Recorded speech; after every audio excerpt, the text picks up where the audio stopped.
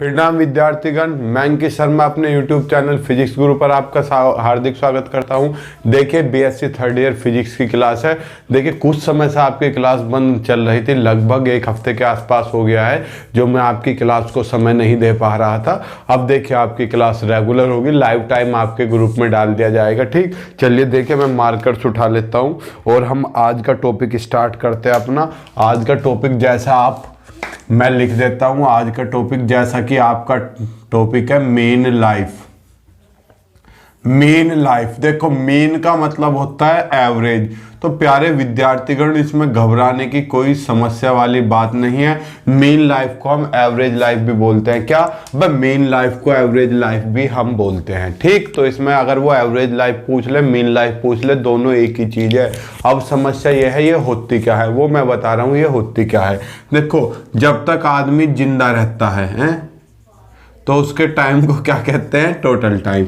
तो ये वही है। अब आदमी जिंदा नहीं, टाइगर जिंदा है, नहीं है बट टाइगर जिंदा नहीं, रेडियो एक्टिव न्यूक्लियाई। आ जाओ, देखो जब तक कोई सैंपल, किसका सैंपल, रेडियो एक्टिव न्यूक्लियाई का सैंपल जब तक जिंदा रहता है, यानी कि जब तक एग्जिस्ट रहता है, उसी टाइम को क्या कहते हैं, मीन लाइफ। Mean life. और एक सैंपल में बहुत सारे न्यूक्लियाई होते हैं, एक सैंपल में बहुत सारे न्यूक्लियाई होते हैं। हम सबका क्या लेते हैं, वैल्यू, और सबका क्या निकाल देते हैं, एवरेज या मीन। तो एक टाइम निकल के आ जाता है। तो प्यारे बच्चों, मैं आपसे क्या पूछ रहा हूं मीन लाइफ या एवरेज टाइम, मीन लाइफ या एवरेज लाइफ। तो अगर मैं आपसे चर्चा करूं मीन लाइफ क्या है, तो मीन लाइफ वो टाइम है, मीन लाइफ वो टाइम है जिसमें कोई न्यूक्लियाई, किसका nuclei, of radioactive sample, radio active sample का न्यूक्लियाई क्या रहता है, जिंदा रहता है, यानी कि एग्जिस्ट रहता है। तो डेफिनेशन लिख लो, मैं बोल दे रहा हूं, द टाइम फॉर विच, यानी कि वो समय, the time for which nuclei of radioactive sample exist is known as mean life और एवरेज लाइफ। या तो इसे मीन लाइफ कह दो, एवरेज लाइफ, लाइम नहीं लाइफ। अब एक चीज तो बताओ मुझे, क्या क्या क्या क्या बताना, हम मीन कैसे निकालते हैं, एवरेज कैसे निकालते हैं। मुझे दे 2, 3, 4, 5 इनका एवरेज निकाल लो। तो मैं करूँगा क्या, सबको प्लस करूँगा और जितने ये हैं उतने से डिवाइड कर दूंगा। 3, 2, 5, 4, 5, 10, 14/5 ऐसी तो निकालता हूँ, सॉरी 4 है ये, तो अपॉन 4 आएगा, अपॉन 4 ऐसी तो निकालते हो आप मीन लाइफ या एवरेज लाइफ। तो अगर मैं इसका फॉर्मूला पूछूं तो लिखिए, पहली चीज तो आपने लिखी ली क्या, it is the time for which nuclei of radioactive sample exist, यानी कि जब तक रेडियो एक्टिव न्यूक्लियाई का सैंपल जिंदा रहता है उसे क्या कहते हैं, मीन लाइफ या average life. It is equal to the, लिखो it is equal to the sum, ऊपर तो प्लस लिया जाता है, सम ऑफ द लाइव्स, किसकी जिंदगी का सम, किसकी जिंदगी का sum, of radioactive nuclei. अबे रेडियो एक्टिव न्यूक्लियाई की जिंदगी का sum of the lives of radioactive nuclei upon में क्या नंबर लेते हो, किसका नंबर, नंबर ऑफ न्यूक्लियाई। लिख लो it is equal to the ratio. भाई स्पेलिंग देख लेना, ठीक है, फिजिक्स का टीचर हूँ, ग्रामर का नहीं हूँ। देखना एक बार स्पेलिंग, मैं दोबारा बोल देता हूँ, the ratio of the sum of the lives of the radioactive nuclei upon number of nuclei. ठीक, डिफाइन कैसे करोगे, it is equal to the ratio of the sum of the lives of radioactive nuclei to the number of nuclei. खत्म। अरे पूरी definition repeat कर रहा हूं, दोबारा से 10 बार रिपीट करता हूं यार, याद हो जानी चाहिए इतने में। तो क्या बोल रहा हूं मैं, the time for which nuclei of radioactive sample exist is known as mean life या और average life. It is equal to the ratio, upon को रेशो बोलते हैं, it is equal to the ratio sum of the nuclei of radioactive upon number of nuclei. अब मैं इसे rough कर दे रहा हूं, देखो मैंने ये रफ कर दिया। और अब हम किसकी चर्चा करेंगे, इसके डेरिवेशन की। नुन्ना सा प्यारा सा चुन्ना सा डेरिवेशन है, कोई ज़्यादा खतरनाक इसका डेरिवेशन है नहीं। क्या पढ़ेंगे अब हम प्यारे विद्यार्थियों? अगर हम पढ़ेंगे डेरिवेशन। अगर मैं आपसे डेरिवेशन की चर्चा करूं तो हमें क्या मानना पड़ेगा? कोई रेडियो एक्टिव न्यूक्लियाई मानना पड़ेगा, उसकी इनिशियल वैल्यू माननी पड़ेगी और उसे मृत करना पड़ेगा है। अब वही तो टाइम जब तक वो जिंदा रहता है, ठीक। तो हमने क्या करा, हमने N0 या N0 बोल देते हैं इसे, N0 be the initial value मान ली हमने। किसकी? रेडियो एक्टिव न्यूक्लियाई की इनिशियल वैल्यू मान ली हमने। कितने टाइम में? एट टाइम t=0 हमने इसमें मान ली, ठीक। सिंपल सी बेसिक सी चीज है, इसमें तो कोई दिक्कत नहीं। अब हमने क्या है, यो t टाइम में रिड्यूस हो गया, it reduces up two nuclei n number तक, N0 से n बच गया इन टाइम t टाइम में। अबे मान लो 10 किलो था, रिड्यूस होते होते 2 किलो बच गया, कितने समय में? आध घंटे में। तो इसमें तो कोई समस्या आपको होनी चाहिए। देखो N0 initial value at time t और it reduce up to n in time t। लिख लो साथ साथ, क्योंकि फिर टाइम लगेगा, ठीक। तो अब हम अगर टोटल लाइफ पूछे किसका, so total life of DN nuclei. अब देखो तो इसमें N0 में से DN क्या हो गई, खत्म हो गई और N बच गया। कितने टाइम में खत्म हुए वे? T टाइम में। तो उनका लाइफ कितना होगा? TDN, यही तो होगा। TDN मल्टीप्लाई कर दो, बेसिक सी चीज है, total life of DN nuclei. अगर मैं आपसे पूछूं total life of N0 nuclei, total life of N0 nuclei. अगर मैं N0 सिंपल सा देखो, एक बेसिक चीज है, N0 से खर्च होते होते N बच गए, कितने टाइम में? 2 घंटे में। तो भाई N0 से N बच गए, कितने खत्म हुए होंगे? बीच में कुछ खर्च तो हुआ होगा। मैंने मान लिया DN खर्च हुए, और DN खर्च होने में कितना टाइम लगा? T तो लगा, रिड्यूस होते होते T तो लगा था। तो उनका लाइफ कितना हो गया? मान लो 1 का T है तो 2 का कितना होगा? 2T, 3 का कितना होगा? 3T, 4 का कितना होगा? 4T। अब DN का कितना होगा? DNT, यही तो लिखा मैंने। तो टोटल लाइफ ऑफ N0, मुझे DN का नहीं निकालना, N0 का निकालना है। तो मैं इनकी वैल्यू कहां से किसके बीच में लूंगा? 0 से DN के बीच, 0 से N0 के बीच, यही तो लूंगा। अब बताओ, यहां तक किसी को समस्या हो पूछ लेना, घबराना मत, ठीक। क्योंकि आपको ऑलरेडी ये सारी चीजें पता होनी चाहिए। क्यों? क्योंकि केमिस्ट्री वाला पोर्शन है, तो केमिस्ट्री वाला पोर्शन तो आप सबको ऑलरेडी पता होना चाहिए। मैं मार्कर दूसरा उठा ले, प्यारे बच्चे थोड़ा चल नहीं रहा सही, ठीक। चलिए देखिए, अब मैं आगे चलता हूं अपना ये हमने टोटल लाइफ निकाल लिया, इसलिए मीन लाइफ कितना होगा प्यारे विद्यार्थीगण? अरे मीन लाइफ आप जानते हो न, टोटल लाइफ अपॉन नंबर। अब सम ऑफ द होल न्यूक्लियाई, सम ये ना आगे 0 से N0 तक सबका सम, अपॉन नंबर ऑफ न्यूक्लियाई। पर टोटल नंबर कितने मानने हैं? मैंने टोटल नंबर N0 ही तो मानना है, अपॉन N0। बताओ कोई समस्या है? तो अब आपको ये सोल्व करना है और आई होप आप अच्छे से इसे सोल्व कर सकते हो। तो पहले मैं DN को चेंज करता हूं, किसमें? देखो ये इक्वेशन नंबर 1 मान ली, दिख रहा है, इधर का स्पेस रह गया।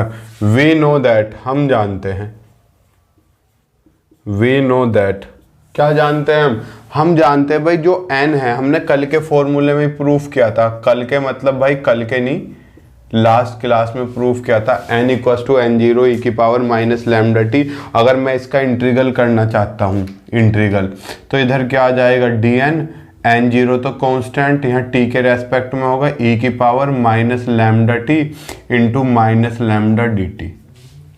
बताओ, अब बता दिया करो। देखो मुझे पता है लाइव क्लास नहीं है, आप इस चुन्नू से स्क्रीन के दूसरी तरफ बैठे हो, फील करो क्लास लाइव चल रही है। 1-2 दिन में आपकी लाइव स्टार्ट हो जाएगी। ठीक, लाइव की टाइमिंग ग्रुप में डाल दी जाएगी।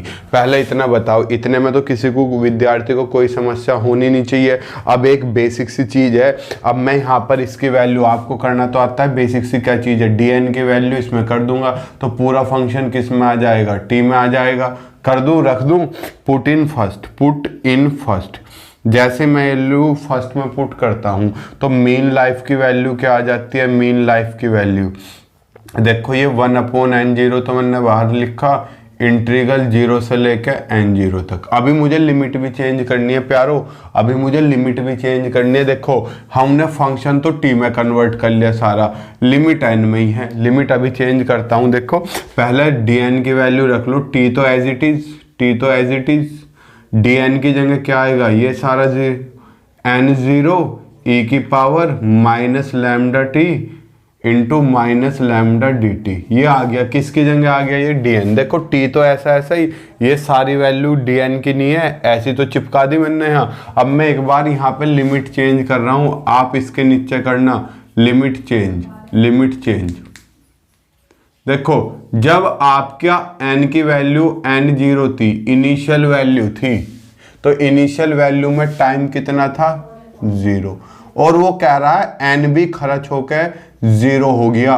भाई n खत्म कहाँ होता है, कोई रेडियो एक्टिव न्यूक्लियाई। देखो n क्या है, रेडियो एक्टिव न्यूक्लियाई का नंबर, किसके, रेडियो एक्टिव सैंपल के न्यूक्लियाई का नंबर। और वो क्या कहता है, अपने में से वो अल्फा बीटा गामा रेज निकालता रहता है, और वो कभी ना कभी जाके तो 0 होगा, वो एकदम 0 नहीं होता। आपने पढ़ा है जो एटॉमिक बम है वहाँ उस पर फेंका था जापान पे, अब भी उसका इफेक्ट देखने को मिलता है। तो कभी खत्म नहीं होता, लगभग कहाँ खत्म जाके, अगर n 0 ले लिया मैंने, रिड्यूस होता कहाँ तक आ गया, 0 तक, तो कब जाके 0 होगा, इनफाइनाइट टाइम तक। तो आपकी लिमिट 0 से n0 की जगह क्या आ गई, इन्फिनिटी से 0। तो क्या आ गई, इन्फिनिटी से ये मेरी 0 तक लिमिट पहुंच गई। अब देखो n0 से n0 कट गया, एक बार छोड़ू, स्क्रीनशॉट लो फटाफट, ले लिया। चलिए मैं अब ऊपर लिख देता हूं,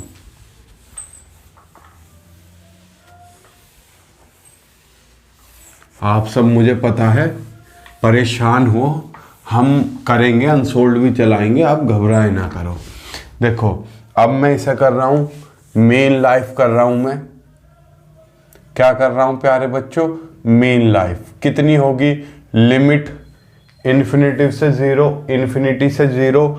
t इन्फिनिटी से 0, पहले तो माइनस लैम्डा में बाहर लिख लूँ, माइनस लैम्डा बाहर लिख लिया, क्या बचा अंदर, t e की power minus lambda t dt। अब आपको पता है अगर लिमिट ऐसे हो a से लेकर b तक और बाहर माइनस हो तो माइनस ले जाकर लिमिट पलट जाती है। आई होप आपको पता है, होप भी नहीं करनी, पता होगा आपको। अगर इतना नहीं पता तो भाई आपका ऊपर वाला ही मालिक है, ठीक है। 0 से लेकर इन्फिनिटिव लैम्डा आ गया, t देखो माइनस अंदर पहुंचा कर लिमिट बदल दी। अगर आपको नहीं पता क्यों बदलती है तो मुझे कमेंट में बता देना, मैं ये भी नेक्स्ट वीडियो में एक्सप्लेन कर दूंगा।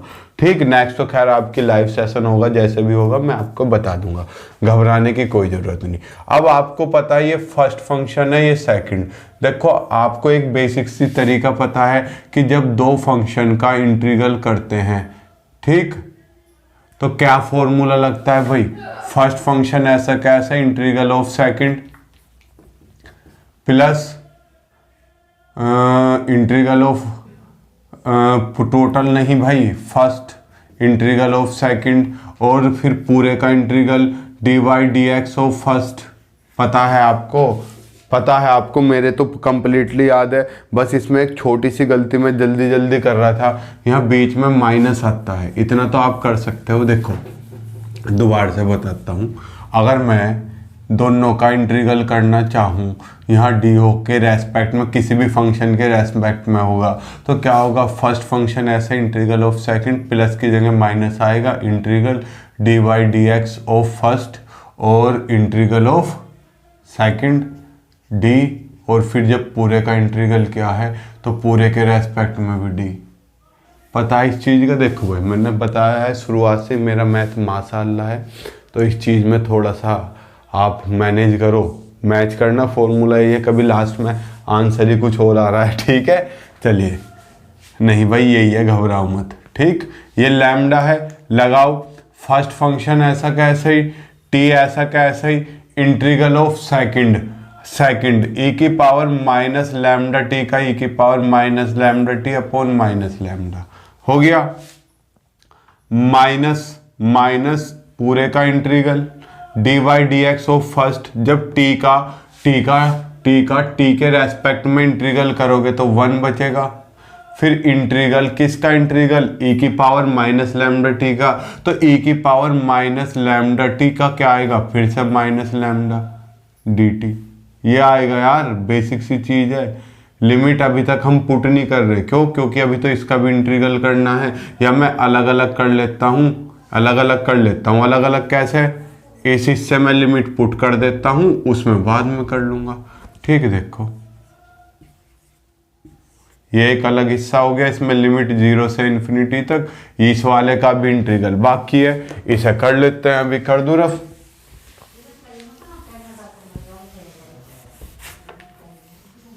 देखो कराओ, क्या बचा, लैम्डा टी ई की power minus lambda t upon lambda limit 0 से इन्फिनिटी तक, 0 से इसका कराओ माइनस ई की पावर माइनस लैम्डा का ई की power minus lambda upon minus lambda, तो माइनस लैम्डा लैम्डा स्क्वायर ई की पावर माइनस लैम्डा टी। अब मैं क्या कर रहा हूँ, अब तो मेरा सब का हो गया, तो मैं लिमिट अब सब की रख दे रहा हूँ। ये लो लिमिट सब की आ गई 0 से लेकर इन्फिनिटी तक। पहले यहाँ तक का स्क्रीनशॉट लो फटाफट। आई होप आपने स्क्रीनशॉट ले लिया होगा। अब हम आइए लिमिट रखाइए, क्योंकि मैं एकदम रफ करूंगा। लिमिट रखाइए। लिमिट क्या है भाई, पहले आप जब अपर लिमिट रखोगे, इन्फिनिटिव रखोगे, तो e की पावर माइनस इन्फिनिटिव 0 होता है, तो ये हिस्सा तो पूरा 0 बन जाएगा। ये t में 0 होता है, ये पूरा 0 बन जाएगा, ये हिस्सा तो पूरा 0 बन गया। अब माइनस इस हिस्से में जब e की पावर माइनस इन्फिनिटिव रखोगे तो 0 बन गया। अब जब e की पावर 0 रखोगे, देखो क्या करोगे, 0 बन गया, e की पावर माइनस इन्फिनिटिव तो 0। अब जब यहाँ रखोगे e की पावर 0, किसी की पावर 0 रखो तो वो क्या होता है, 1 होता है, तो 1 होता है, तो 1 अपॉन लैम्डा स्क्वायर, ये बच गया आपका। बस आपका ये सारा तामझाम बच गया, बचा ही नहीं कुछ। तो t इक्वस टू कितना, ये मीन लाइफ चल रहा है, t बुक में टो भी लिखा हुआ रहता है, लैम्डा अंदर पहुँचाऊंगा, minus minus plus 1 upon lambda आ गया। लो ये आपका मीन लाइफ आ गया।